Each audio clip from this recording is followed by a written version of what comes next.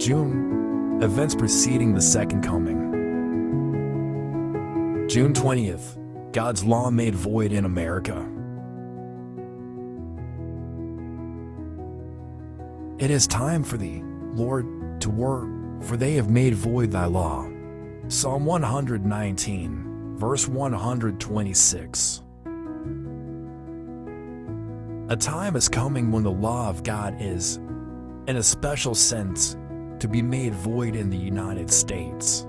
The rulers of this nation will, by legislative enactment, enforce the Sunday law, and thus God's people will be brought into great peril. When this nation and its legislative councils shall enact laws to bind the consciences of men in regard to their religious privileges, enforcing Sunday observance, and bringing oppressive power to bear against those who keep the seventh-day Sabbath, the law of God will, to all intents and purposes, be made void in this land.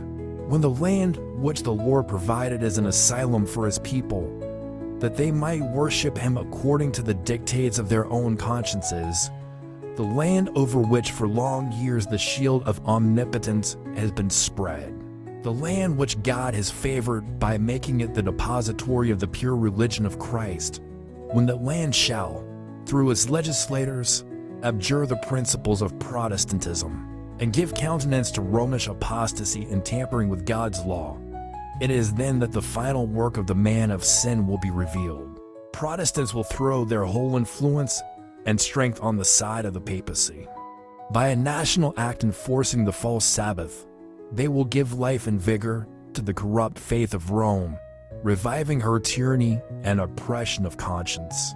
Then it will be time for God to work in mighty power for the vindication of his truth. The prophet says, I saw another angel come down from heaven, having great power. And the earth was lightened with his glory.